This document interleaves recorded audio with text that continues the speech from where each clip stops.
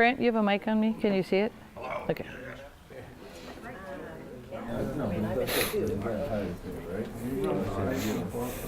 Just trying to get into Ustream. URL. Send to my daughter. Yeah, just type in, just have her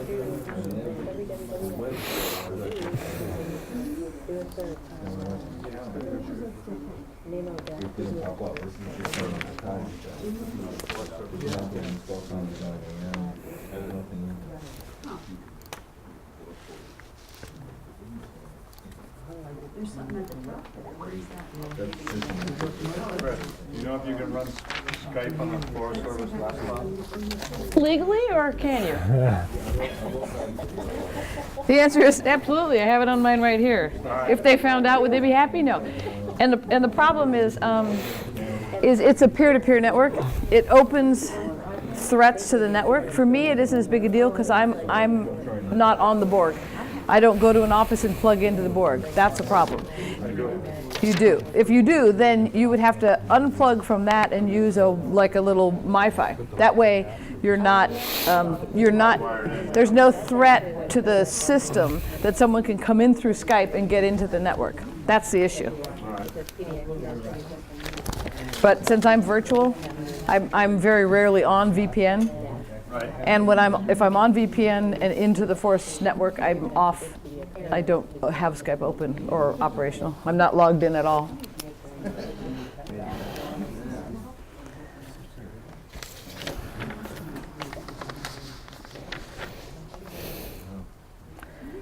So you're going to do Skype first. I'm just going to answer a couple of quick questions. That's fine.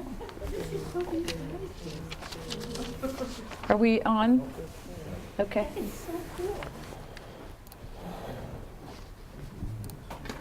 Anybody have any? You should see when he's doing it. Is he taking a video?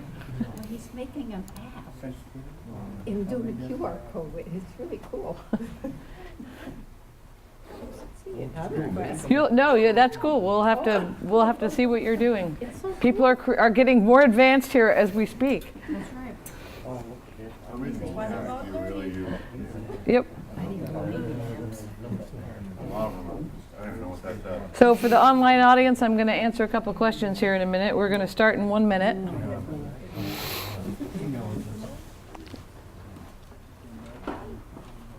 Which email are you looking for? SMEM. To do it to Gmail? That's to go the super secret email? Yeah. That's to email a post to the blog. Oh, If you want to email nemoteams at Gmail, that's different.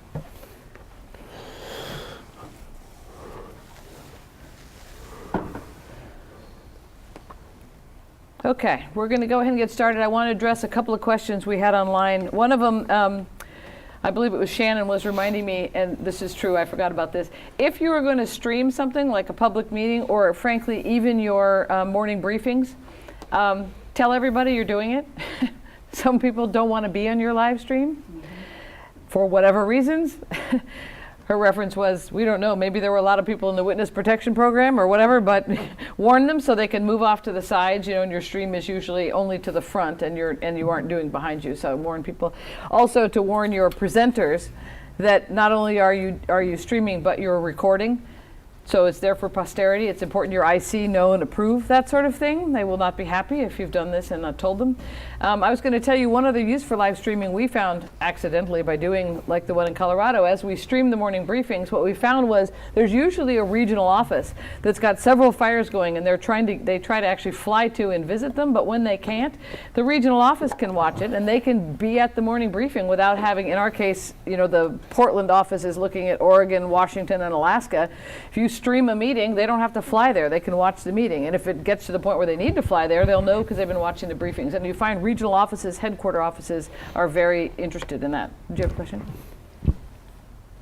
Sometimes our spike camps also have the connectivity so they can watch it. That's true. We have had hot spike camps, or even people that are spiked out, Coyote, that is their, you have a hotshot crew that's camped somewhere way out, but they have a cell signal.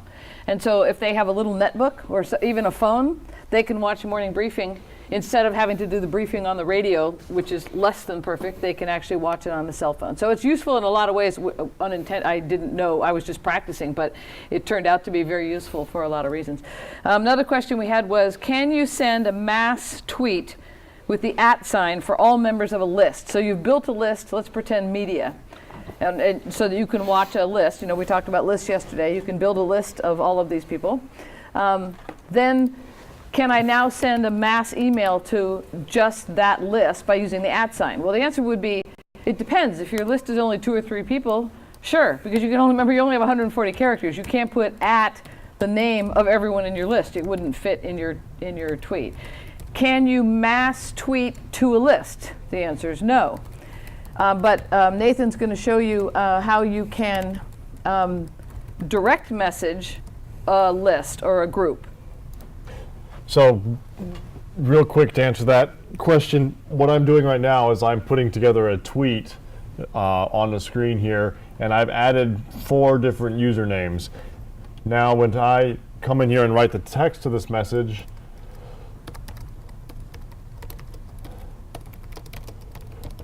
whatever it is, when I fire this off, not only am I sending this tweet publicly to everybody in the whole wide world, but specifically these 4 accounts are going to get a little notice that says, hey, somebody mentioned you. So you've been mentioned. So if you're trying to get the Channel 9's news account to listen to whatever you're saying, you could mention them in this way.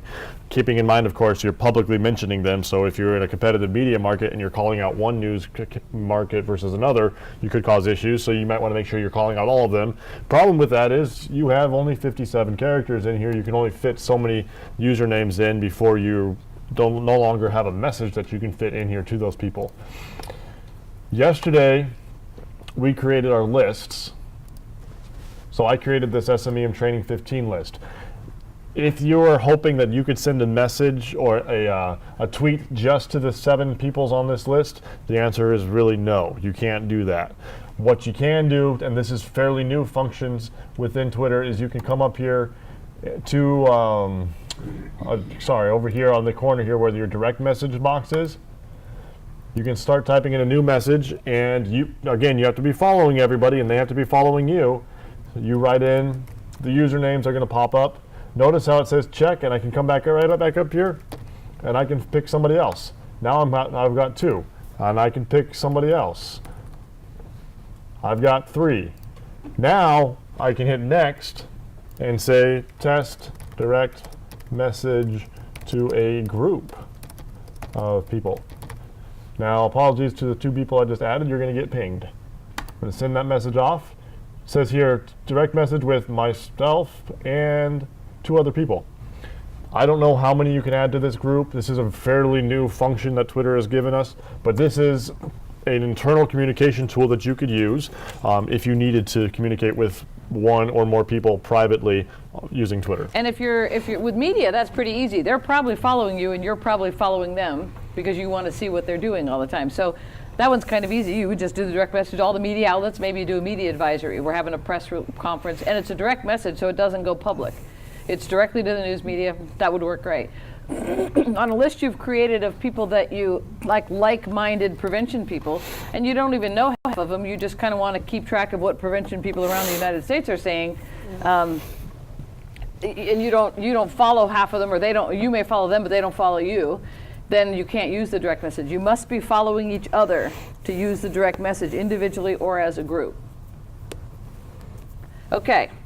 We're going to move on, and this time we're going to talk about internal communications, internal to the team, internal to whatever small group you have, internal to your PIO group. One of the most important things that we do on any kind of an incident is needing to keep in touch with the PIOs in the field. We send a lot of people out to work. You know, I'll have 20 people running trap lines. Well, things are changing. You know, fire's a dynamic event, and they're changing all the time. And if one of my communication objectives, my strategic objectives, is timely and accurate information for the community, how am I going to do that if I can't talk to the people in the field? And it used to be, you know, they just had to come back in every once in a while and check in, or we could call them on a phone if they each had one. We'd call them one at a time, and we'd tell them what the update was. Excuse me. By the time I got done with 15 of them, the news had changed, you know, so It was hard. Now we have a lot more tools that we can use. We can do this thing. If everybody has a Twitter account and you follow all of your PIOs and they all follow you, you can do the direct message group here that way. Or you can use a tool we call GroupMe. It's just a phone texting service. I have had people on I think it was a Verizon. Somebody had Verizon and set up a Verizon group texting. The problem was when he left, the group left with him. You can do it on your phone. Everyone knows how to create a group of people on your phone, but then every time you text something, you have to do it on your phone. I like when I'm in camp and sitting at the thing, I prefer not to do it on my phone. I'd rather type it. It ensures that I don't make as many mistakes. So you need a desktop-based program that you can use that will connect with phones, and GroupMe is one of those.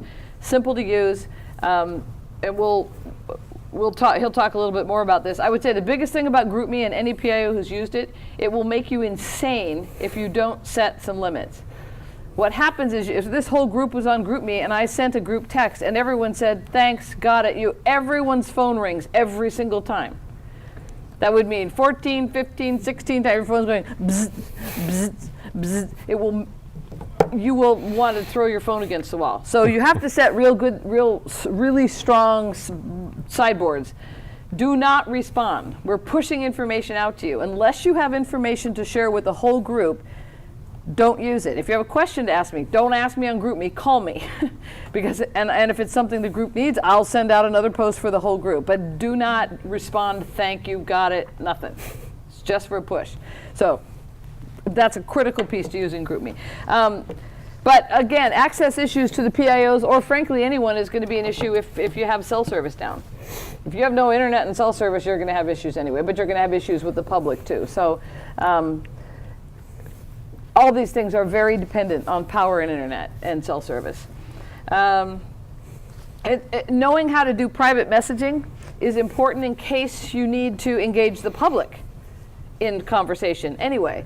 Remember, we don't want to have arguments with people who are hostile online. We want to be able to engage them offline. If I see someone who is actively engaged on Twitter, I will follow them, or I'll put out a public message at, Joe Blow, could you call me at, and give them the information number. If they're not following me so that I can follow them, usually they are following me, but if for some reason they're not, I'll ask them to call me publicly. I'm giving them the information line. Anybody can have that line. And then when they call, I'll ask them if they could come in, because there's some stuff I want to show them, and I will engage them in camp. I will give them a tour. I'll show them the maps. I'll let them talk to the IC. If this person is really causing a problem, we will personally one-on-one engage them. We will not engage them in an online discussion or battle. So knowing how to use private tools in order to get to people is an important part of this. So I'm going to let Nathan take this. We're going to talk about a lot of the internal communication tools. Okay, so between now and 11 o'clock, we're going to touch on a number of tools. And I hope that you're not thinking right now, my word, I need to go back to wherever I came from and put all of these tools to use. We are giving you options of things that you can pick and choose from for strategies that work for you. There was a question that was posed on Twitter regarding the QR codes, and there was an article, The Good, the Bad, and the Ugly. Is it something that you should use or should not use? And my answer to that simply is, it is a tool. It is not the only tool. You don't need to be plastering QR codes everywhere in your life, but there will be some places where you might use them. And if you decide you don't like them, use something else. That's up to you. We're giving you options and tools that you can take back to consider. So for this session, we're going to take a look at Skype. I had also listed looking at Twitter lists, but we've kind of already gone through that, so if I may skip over that section. We have not really talked about Facebook groups. If we have time, we'll look at Facebook groups as well, and as well as sending private messages on Facebook and maybe even on Google+. We may spend some time on there, but what I really want to spend the bulk of time today is on Skype and on group.me. Skype, I want to spend time on that because it is a tool that many people use to communicate either through chat functions or through doing a live interview with the news media or with somebody else. You could do that just like we showed you a Hangout the other day. You can do a video conversation via Skype. I saw somebody doing it on CNN just this morning. So Skype is a very popular tool for that. Group.me is one example of a group texting service. It's just one. If you decide that you want to use that one, great. If not, use a different one. That's completely up to you. So with that said, I'm going to go ahead and jump on into Skype. If you already have a Skype username and you know what that username is, believe me, there are quite a few people who have Skype accounts that don't know what their username is. If you know what your username is, I'm going to encourage you to jump into our Google Drive folder. And you can, I'm going to go to the important information screen so that everybody can see that. That Google Drive folder is right here. You want to click on that. Once you get inside that folder,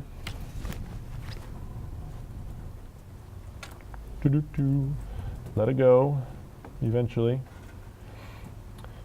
You're going to want to navigate to your rosters and links folder right inside here. Now you can't edit it right now. So a lot of people are having issues because they get to this screen and then they can't do anything. That's because you need to take this and make sure you've added this to your drive or you're opening it within Drive. There's a little blue button up here, up on the upper right. It's either going to say add to Drive, or if it's already in your Drive, you're going to want to open it in Drive. So I'm going to open this in my Drive. I know this is repetition for some people, but in order to get here, I want to make sure you can. You're going to walk on down to your rosters and links. Then you're going to open it up. There's a separate tab under column E here where I want you to add your Skype username. If I've gone through and highlighted yours as white, that means one of us in this room have already sent you a contact share request. I'll tell you what that means in a second. You need to accept that share request if you want to participate in the training today, because the only way we can get you into the Skype room is if you've shared your contact information with either Nathan Hinowaddle, Chris Erickson, or Serena. If you get a contact request from somebody else, it could be from someone else in this room, but it could be from somebody sketchy. So it's going to come from one of the three of us to put you in this room. I just want to add in, if you are on a U.S. government computer that you're using today, especially if you're in an office and you're connected to, as I refer to it, the Borg, you're into the Forest Service network, there are problems with that. Skype is a peer-to-peer network. That means it allows people into your computer, and the government doesn't like that, because once they're in your computer, if you're on the network, people can get into the network. Not me, I don't know how, but people who want to can use it to do that. So the suggestion is, if you can get off the Borg and use a MiFi, and I don't think I don't have admin rights to my computer, but I could download Skype. But you want to do it off the network. There is some question about whether you can have it on your computer or not.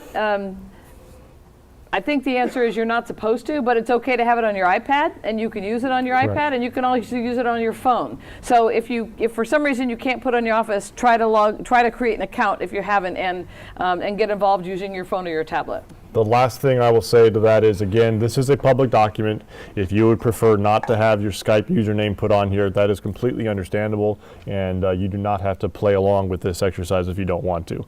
I, for one, there's nothing in my life that's secret anymore, and so it's all up there. You can find anything you want about me.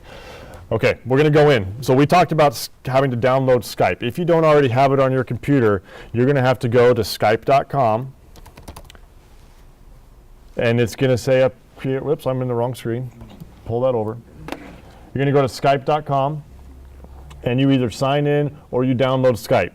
If you've never used it before, you're going to need to download Skype. If you click this button here, it's going to give you options. What are you downloading it for? Most of us are going to be downloading it to Windows Desktop or to a Mac or to something else. So that's where you start. That's where you start having issues too if you're working on a government computer, like what was said. I had to go through my OIT, Office of Information Technology Department, sign a whole bunch of waivers that says I'm going to be responsible with this because it is that peer-to-peer network. I'm not going to accept people I don't know, blah, blah, blah. So there are some issues that you may have to work out with your IT department. But like was said earlier, if that's an issue coming down to your computer, your PIO is mobile. I've got 2 options here. I've got 3 more options in my bag. Guarantee you, most of you have either a phone or a tablet that you could probably download this to and start playing with. Okay, so that's step 1. And I'm not going to demonstrate downloading and all that because that takes a little while. But you have to get through that step before you can come to the next step. Once you've downloaded it to your computer or to your tablet or wherever, you can upload it on your computer. and then open it up, just like any other application. I'll do a quick walkthrough of what this is. I'm not paying for anything on Skype, so bear with the ads that'll show up. And actually, I was kind of looking at this earlier. Video messaging now with video erasing. You were talking about Snapchat.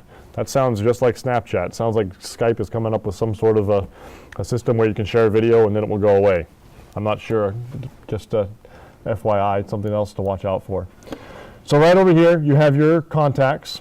So you can see I've added a couple of the people that are already training who've already added their contact information into our Skype group. If I wanted to search to find new people, I would search up here. So for demonstration purposes, I'm going to come out of here and go into this document. And I see that we have a new individual that signed up with their account. I'm going to copy their username here. Notice that their full name here is different than their username. I'm going to copy that username over.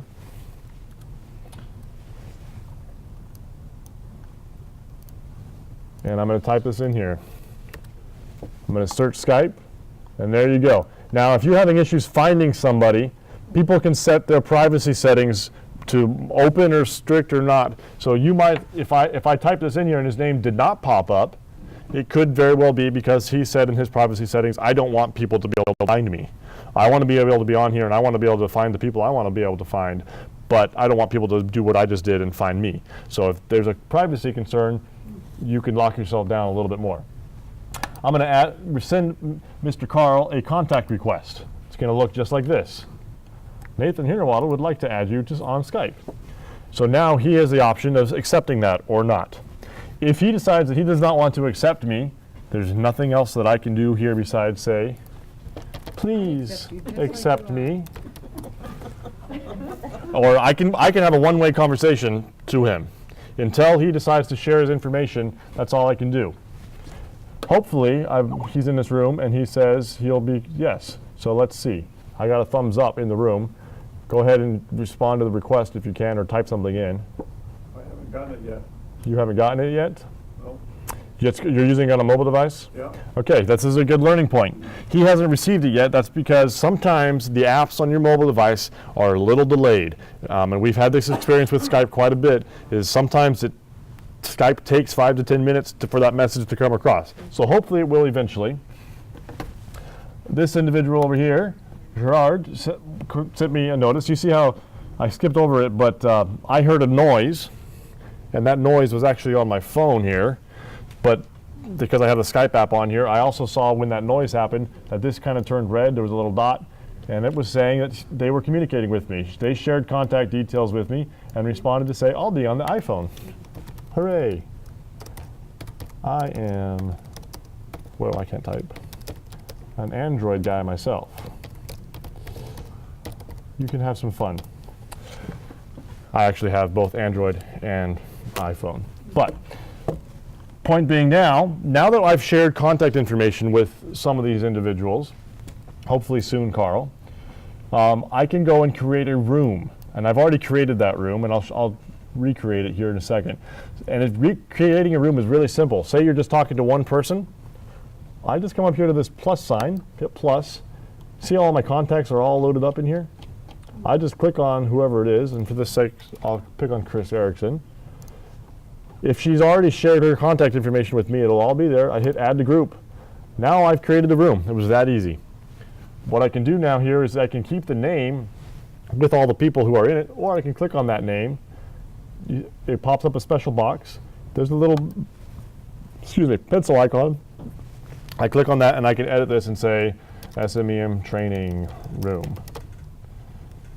And there's other stuff that you could do. I could change the picture, etc. The picture is also important here because just like any other accounts, I have a whole bunch of different rooms that I play in, and I reference this room by what the picture looks like as opposed to the name. I mean, I could look at the name, but we're all visual people. It's a lot easier to find the room by the picture. I'm not actually going to set this up because I already have a room going. Down here, I've already titled it SMEM Training 15. So I changed the picture already. I edited this here. I've added some administrators to this room. Sometimes you have some issues. If I created the room, only I believe only I can add other people to it. Only I can delete other people from that room. On an incident, when you're collaborating, you might want to have a couple different people who are able to do those administrative functions. In order to do that, you have to be a little bit more technical. There is a link, and this is in the Cool Links document, called Chat Commands and Roles. And if you want to add another administrator to your Skype account or your Skype room, you got to come down into here, find some of these commands, and enter that information into your Skype room. A little more technical. You have to practice with that to get it right. I had to do it about 5 times this morning before I got it right. But it's all right there. Again, that link is saved in our Cool Links document. Bring that out back over here. From here, I'm not sure why it's not showing me my previous messages, because I know I have previous messages in here. I don't know where the messages are going. It's kind of being weird on me. Let's try to drag. It's just a display issue. So you do the magic drag off screen, drag back on screen, and it works. So you can see I have a conversation started. I started off today by adding 3 people, and that's how I started the room. Then I changed the conversation to SMEM Training 15. I changed the conversation picture. Notice how it's tracking everything I've done. This is a really key piece of information, because at the end of an activation, you will likely want to archive this so that you have it for later use. This goes to the question of, is this FOIable? Is this Freedom of Information stuff? There's a debate out there, but my take on that is, why not archive it just in case? And it just disappeared again. I don't know why it does that. Okay. So Chris Erickson jumped in and said, hello. You can see I promoted her to conversation host. I promoted Serena. I have added Shannon O'Brien. Shannon jumps in and says, howdy. Yay. Welcome to the room. And the chat starts to happen. Now, as Chris said earlier, you need to start coming up with rules of the road. What do you post? When do you post? Why do you post? Because if this training exercise goes the way I want it today, by the end of the day, I'm going to have everybody in this room at least, well, those that they can get on Skype, and those people who are remotely in this room. So we're looking at 20, 30, 40, 50 plus people possibly. If everybody posted once, that's a lot of posts. So you needed to set the ground rules as to what this room is for. Is this for just social back and forth? Is it for incident messages only? What is this room for? You need to define that, and it can change. It could be whatever you want it to be.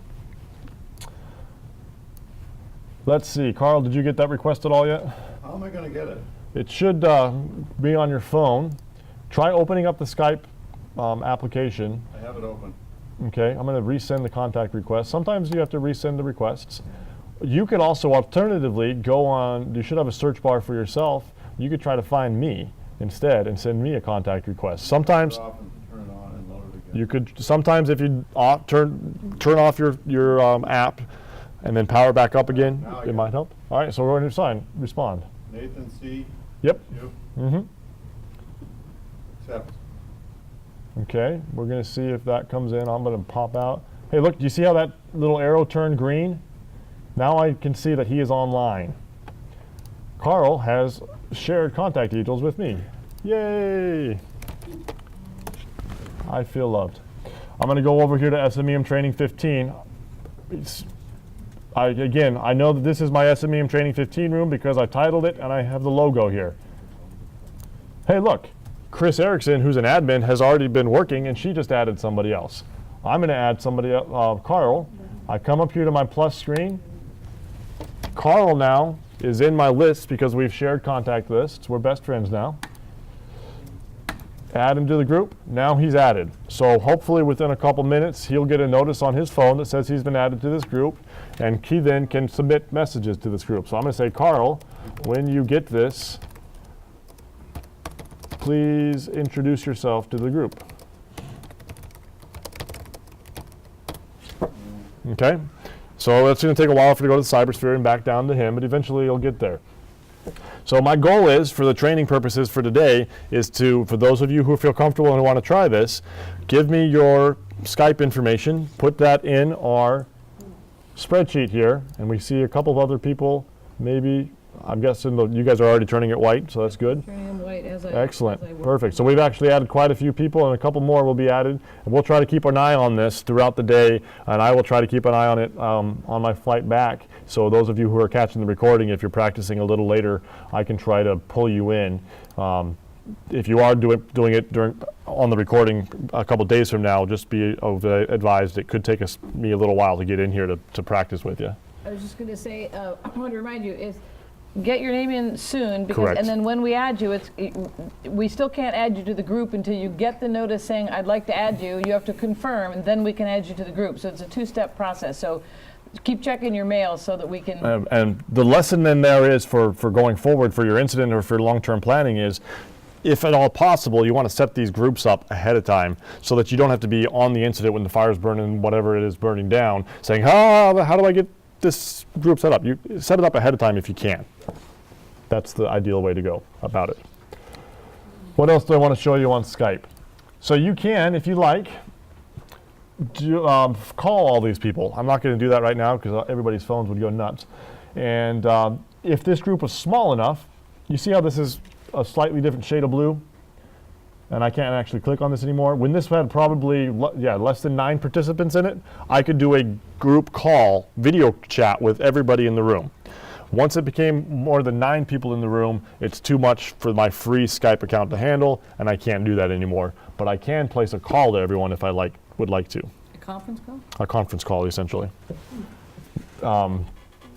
Another way to contact your PIOs in the field, should you want to. if Correct. they were all in. If you have the app on your phone, when I hit that call group number, it's going to call the phone through the app. It's not actually calling the number, it's calling through the app. So And there's a lot of different points of failure, as you might imagine, whether that point of failure is on my computer, in the internet somewhere, or on my phone. There's a different points of failure that could happen, so you have to be aware of that. You have to practice it and try it out.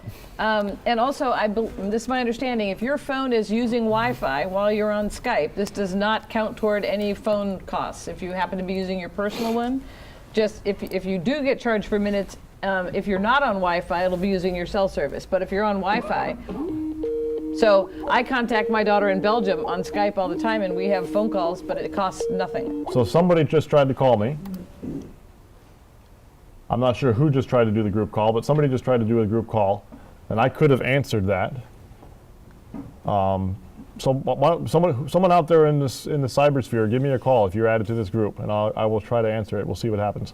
See if we can demonstrate it. But you can see here, you can have multiple different groups. One of the things that people get confused on in here is if you haven't been in your group in a while, it's not going to be in what's called the recent tab. And so people are going to come in here and say, where's my group? Where is it? What happened to my group? You need to jump over here to the all tab. Well, actually, I'm in all right now, so I don't know what's being annoying. So if you're actually in your contacts, this is showing everything. So everybody should be in this section here. If you jump over to the recent, then you can either view just stuff that you haven't read, or you can view everything. So that's some things to keep in mind. One of the things is on your incident, if this is the primary communication that you're using, there's a little star up here. You can hit that star, and now it's going to be under contacts under your favorites, so it's kind of hard to lose. If you're planning on using Skype on a regular basis, for incidents or whatnot, but you have a month or so to go between incidents, I recommend that you set up some sort of a training module where you are having the members of that group come in and make sure that they can see the group and test it and ping it once a month or once a week or whatever is appropriate. So that is Skype, and I'm going to leave that there. We'll continue to try to bring other people in throughout the training period, so continue to try to do that. If you cannot find, if you're not receiving a contact request from us and you would like to join the group, you can alternatively try to find one of us. My Skype name is N.A. Hühnerwaddle. Of course, the challenge for you is to spell my name right. Chris Erickson is Chris Erickson. But it's E-R-I-K, not So C-K. the challenge for you is to spell our names right. So we're going to move on from here to join.me, or not join.me, group.me, so that we can demonstrate a different tool. Before I leave Skype, are there any quick questions that I could try to answer? Any questions online? Okay, I'm going to go on to group.me. So you would start by going to group.me, just like you might think. And here you go. Well, first thing it's going to try to do is say, hey, you want to get the app. You really do want to get the app. Don't you want to get our app? And that is certainly an option. And you can download the app for your phone. Either way. Now, you don't actually have to have the app to work with group.me. It's essentially a group texting service. So if you would prefer not to have another app on your phone, you can access it all through texting. The issue there is, however, when I send you this initial text and invite you to the group, you have to text back and say, yeah, I want to be part of this group. Otherwise, group.me is going to say, this person hasn't responded to the text. I don't actually think they want to join, so we're kicking them out, because it's going to try to respect your needs. The next thing to think about here is, most of us have unlimited texting options now, but if for some reason you're still paying per text, this could be an issue, and you really would want to download the app, because otherwise you're going to blow up your bill. That goes with any of the Twitter to text or Facebook to text. We have had on incidents people get cell phone bills in the hundreds of dollars because they forgot that they were being billed per text and they turned on the Twitter notifications or whatnot. So make sure you know your text plan before you do make that choice. Okay. If you wanted a new account, you could log in or get the app here and create a whole new account. I'm going to go ahead and log in because I already have an account. If you would prefer to log in through Facebook, you can. I prefer to log in as myself. And with most of these accounts, I have my state self and my personal self. I'm going to choose to log in as my state self right now, and I did something wrong. That's because I got my email wrong. Okay. Hey, I look great today. That's what it tells me. It's very encouraging. Look over here. I have all these different rooms going on right here, just like Skype. And Tracy LeClaire, I just got your contact request. I'll post it. Just for demonstration purpose, this is on Skype here. I just got a, where did it go? Here you go. When someone shares their contact information with you, it's going to look like that. I hit accept. Yay! It's that simple. Now, I know who she is, obviously, so I don't have to do any research to find out if she's legit or not. Although someone could be posing as her, I suppose. Things that you might want to think about before you accept anybody out of the blue. Here, back to group.me. You have all of these different rooms here. If you wanted to set up a new room, you'd start a new group. It gives you kind of an option. Who are these people? And it's really irrelevant. As far as I've been able to tell, it makes no difference what you select here. And I'm going to name this group SMEM Training 15. And if I really wanted to be a pain, I would have super secretly gotten all of your cell phone numbers and added you to this group, and I would have sent a message and pinged everybody in the room at the same time. But we're not going to do that. It's too much work, and I don't want to annoy you with unnecessary texts. But let's see. Hopefully I can easily add, right over here I can add my members. Hopefully I can easily add Chris. Yep. So if I add Chris in here, no comment. Now, Chris and I are together. She should have gotten some sort of a notice on one of her phones. I just got pinged. She just got pinged. I got pinged because this little message got sent to everybody in this group to say, hey, someone else has been added to the group. Keep that in mind, because if you go through and you add 50 people to a group in one day, everybody in the group is going to get 50 little messages on their phone. So you have to know what this tool does. It's a good idea when you're doing things like GroupMe and Skype. Sometime when all of you are together in the evening at your meeting, do everybody at one time. Then everybody in the group, as their phones are going off and everybody's adding everybody, and you get it all done at once. You annoy everyone at one time in 1.5 hour period, and you don't do it anymore. It doesn't So I'm go going to off all day send long. this test message to Chris, and hopefully give it a delay. There should be a That's ping. here. She has it, so she's going to respond. Hopefully, I just did. she'll give it a chance to think. Maybe. Let's refresh the screen. There you go. Hello. And I can do some other things here. I can come over here and hit the heart button and say, oh, I really liked what you just said. Yay. I can come have some fun, do smiley faces, I'm curious or add a about, pet. I'm in the Skype training room, but where are you? Because I'm not seeing this. Seeing what? This. Oh, that's GroupMe. This Sorry. is GroupMe. I was looking at Skype. Remember, I've jumped out. You got to keep this in mind. I have jumped out of Skype and I've gone to Group.me. You really have to pay attention to what you are doing. During Vail 2015, we had a couple people. It was some humorous examples. There'd be 50 people in this Joint Information Center Group.me room, and you'd have somebody who's demobbing, going back home, and you would get a message that says, "I love you. I'll see you in 5 minutes." The person was thinking they were texting their wife, their kid, or whoever it was, and they were in the wrong spot. Now that actually is a reason, I think, to have an app like this, because instead of group texting everybody on your texting service, you can know when I'm texting, I'm texting. When I'm in Group.me, I'm working with the Joint Information Center. When I'm in Voxer, which is another service kind of like this, I'm working with my operations folks, or whatever it is. You can kind of compartmentalize your life using separate apps. That's completely up to you. Completely up to you. One of the things that was done during the Vail's 2015 ski championships is PIOs in the field would have their phone with them. They'd snap a picture and send the picture in through this room.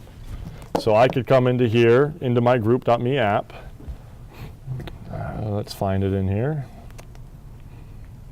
It's going to give a second to sync and add this new group that I have. I can come into here. There's a little plus sign that says I can take a photo. I can take a photo. You are fair warned. I am taking a photo. Taking that photo, you can actually, it looks like I could take some video too. I use that photo. I can do some fun stuff with a meme on it. I can say on the top, you'll see this in just a second.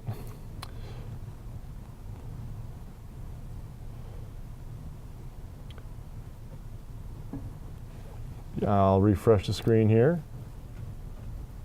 And I sent a picture, so it could take a little bit longer to come through. Yeah, I got a little scrolly, roly-poly thing on here that's saying it's loading. The point being, though, PIOs in the field can send pictures.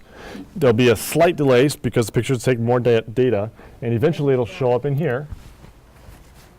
Bam! Look at that. And then the PIO that's at the JIC, where maybe there's more internet connection, or maybe they're remote someplace else, can come in here, save this image as, and go throw it up on the blog. And here it is on my. Oh, there it is on there. So you're talking about situation awareness on the fire. I'm at XYZ location on the fire. Take a picture, send it in. You know what the fire looks like right there. So just another tool for the tool belt that you could use. To give you just a quick, just an example of how we use some of this, like Twitter, or you could do it with GroupMe, any of these. We had we did an experiment with an Intel unit on a fire in Alaska, and they put a Google map up in the Situation Room, and they had the hotshot crews who had cell service out on the fire, which obviously that's a limitation.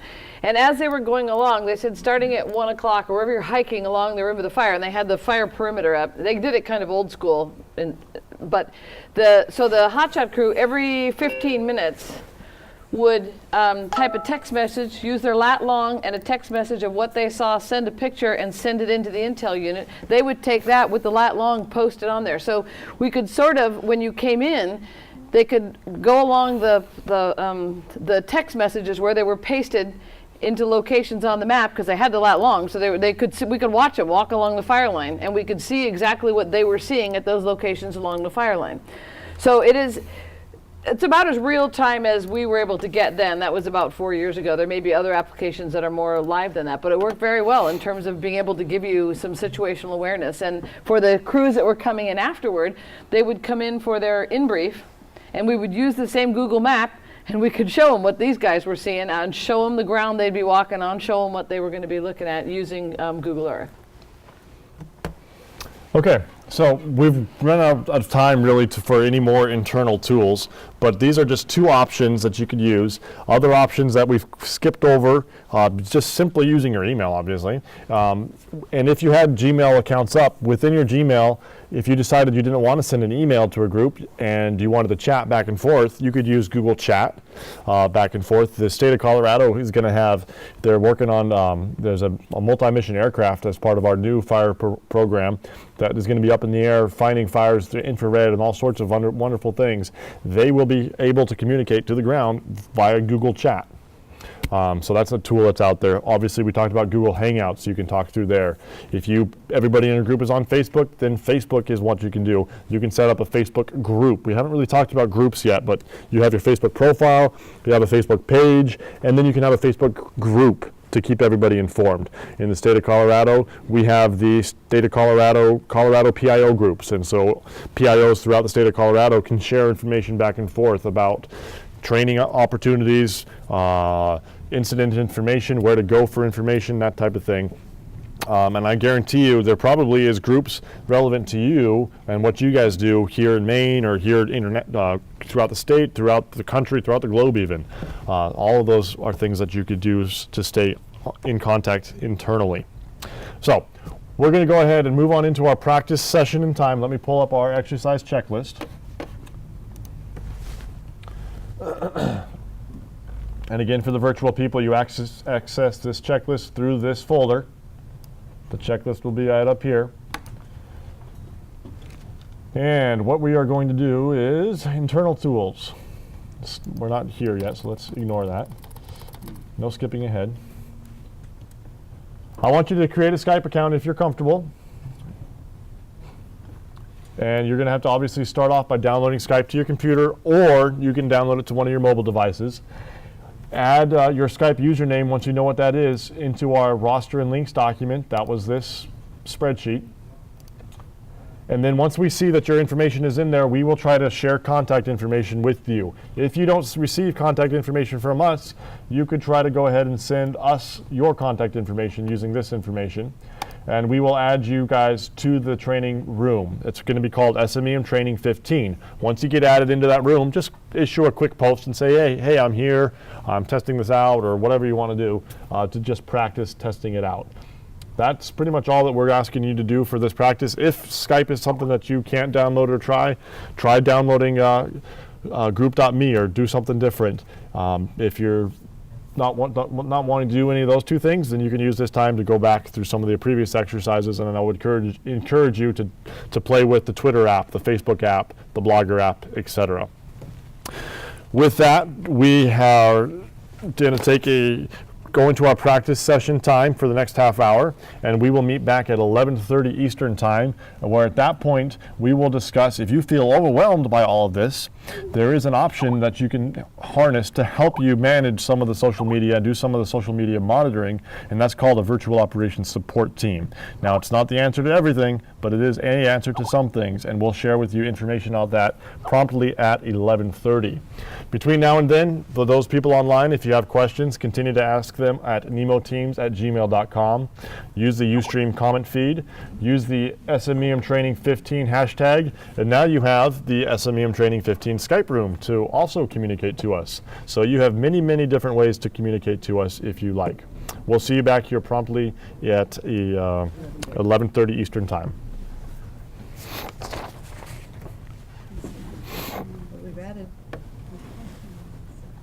We've got 16 people in the room. I've added everyone that's got a name in